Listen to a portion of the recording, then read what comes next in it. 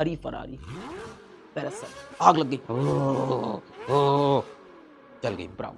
Thermal decomposition, heat से तोड़ने के और एग्जाम्पल देखते हैं। एक तो कैल्शियम कार्बोनेट वाला भी हीट से था, और एग्जाम्पल ये आपके में एनसीईआरटी में दिया है, एक्टिविटी 1.5। इसमें हम क्या करते हैं, फेरस सल्फेट, आयरन के सल्फेट को, फेरस सल्फेट को हम हीट करते हैं। फेरस सल्फेट को हीट करने पे जो प्रोडक्ट बनेगा वो बनेगा फेरिक ऑक्साइड बन जाएगा आपका। और दोनों तरह के सल्फर के ऑक्साइड SO2 और SO3 तीनों निकलेंगे, सोडी साहब और सोटी साहब दोनों आ जाएंगे। ठीक है, तो फेरस सल्फेट को हीट करने पे फेरिक ऑक्साइड और सोडी साहब और सोटी साहब, सोडी मतलब सल्फर डाइऑक्साइड, सोटी मतलब सल्फर ट्राइऑक्साइड निकल आया। ठीक है, और ये रिएक्शन अपना हो गया। बैलेंस कर लिया जाए क्या एक बार, चलो बैलेंस कर देते हैं। एक आयरन उधर, दो आयरन, तो सबसे पहले यहां पे दो लगा दिया, मेटल सबसे पहले। इसके बाद non metal, chlorine, fluorine, nitrogen, sulphur, carbon, sulphur है यहाँ पे दो सल्फर, यहाँ पे भी दो सल्फर, बैलेंस्ड। नेक्स्ट ऑक्सीजन, 2 4 8, यहाँ पे 3 2 5 3 8, बैलेंस हो गई है रिएक्शन। अब इस रिएक्शन के बारे में कुछ कुछ चीजें पढ़ लो जो एग्जाम में पूछता है। एक तो भाई बैलेंस रिएक्शन याद होनी चाहिए कि फेरस सल्फेट को तोड़ा तो क्या बना बेटा, एक तो फेरिक ऑक्साइड, फेरिक का ऑक्साइड Fe2O3, और क्या बना साथ में, सल्फर के दोनों ऑक्साइड्स, सोडी साहब और सोटी साहब, सल्फर डाइऑक्साइड, सल्फर ट्राइऑक्साइड। अब देखो क्या क्या करते हैं, यहाँ पे आपने टेस्ट ट्यूब लिया और ये है, इसमें इंटरेस्ट आ रहा है आप लड़कों को, कितने ज्यादा सिंगल हो तुम लोग, उधर जाओ, एग्जाम आ रहा है तो अभी पढ़ लो बेटा, भगवान का श्राप लगेगा इस समय। इस समय तो बहन मानो एकदम, बोलो कि ऑल इन एग्जाम सिस्टर्स। तो भाई हमने ये ट्यूब लिया, टेंशन मतलब पास हो जाओगे, अच्छे नंबर से सारे क्वेश्चन करके आओगे। इस चैप्टर से 8 नंबर का 7 नंबर का पेपर में आएगा, एक क्वेश्चन तुम्हारा नहीं छूटेगा, टेंशन मतलब। तो भाई हमने एक टेस्ट ट्यूब लिया, उसके अंदर फेरस सल्फेट डाला और क्या किया भाई, हमने उसको हीट कर दिया। सिंपल है, बॉइलिंग ट्यूब लिया और हीट कर दिया। अच्छा एक चीज ध्यान देना, इस टेस्ट ट्यूब को ड्राई होना चाहिए, इस test tube should be dry test tube लेते हैं, ड्राई टेस्ट ट्यूब। वरना ये एक फेरस सल्फेट क्या है, बड़ा बदमाश है, पानी के साथ अपना क्रिस्टल बना के बैठ जाएगा, फिर वापस हीट नहीं हो पाएगा। पानी इसमें होता है ना, इसलिए ड्राई टेस्ट ट्यूब। अगर पूछ ले why dry test tube we take, because ferrous sulphate will react with water to form its crystal, then it will be difficult to decompose it, फिर इसको तोड़ना डिफिकल्ट, पानी के साथ क्रिस्टल बना के बैठ जाता है। अच्छा, फेरस सल्फेट के क्रिस्टल देखो ऑलरेडी क्रिस्टल फॉर्म में मिलता ही है और हरे रंग का होता है। असल में ये जो रिएक्शन लिखी है थोड़ी सी गलत होती है, मैं आपको बता दूं, यहाँ पे फेरस सल्फेट इस तरह से नहीं होता है, इस फॉर्म में नहीं होता अपने, ये एनहाइड्रस फॉर्म है। एनहाइड्रस, हाइड्रस मतलब पानी, एन मतलब बिना पानी, एनहाइड्रस। तो ये एनहाइड्रस फॉर्म में, जबकि ऐसा होता नहीं, क्रिस्टल फॉर्म में होता है, इसमें वाटर पड़ा होता है, वो हीट होता है तब ये बनता है और उससे ये बनता है। 3 स्टेप में रिएक्शन, 2 स्टेप में सॉरी रिएक्शन होता है, 2 स्टेप में होता है, बट आपके सिलेबस में वो नहीं बता रहे हैं, एनसीईआरटी में भी नहीं दिया है तो क्यों पकड़े अपन। तो भाई इसको हमने हीट किया और लिखा है wafting gas gently towards the dose. Wafting क्या होता है बेटा, गैस को ऐसे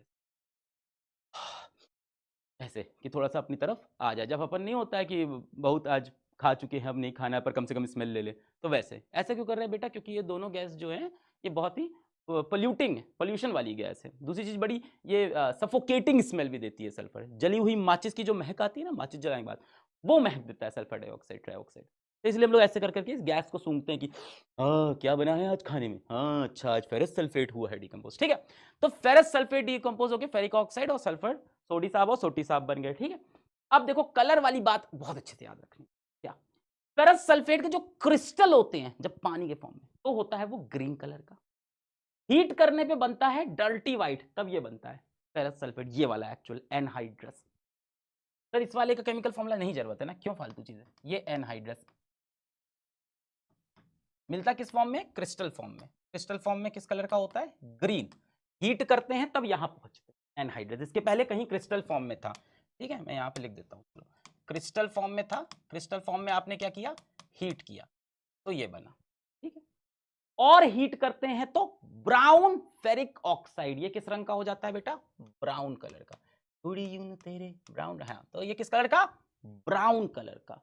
अब सर कैसे याद करें वो, तो हरा फिर सफेद फिर ब्राउन, सफेद भूल जाओगे टेंशन नहीं है, हरा और ब्राउन याद रखना। फेरस सल्फेट अपना किस रंग का था, फेरस सल्फेट अपना हरे रंग का था, हीट किया फेरिक ऑक्साइड और सोडी साहब और सोटी साहब, और किस रंग का बन गया अपना, ब्राउन। अब इसको याद करने का तरीका बताएंगे, इससे पहले 2-3 लाइन पढ़ लो जल्दी जल्दी।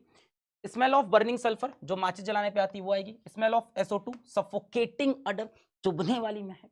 SO2 और SO3 दोनों क्या है बेटा, एयर पॉल्यूटेंट हैं, ठीक है, और दोनों ही एसिडिक इन नेचर हैं, ये भी ध्यान रखना। Both these gases are acidic in nature.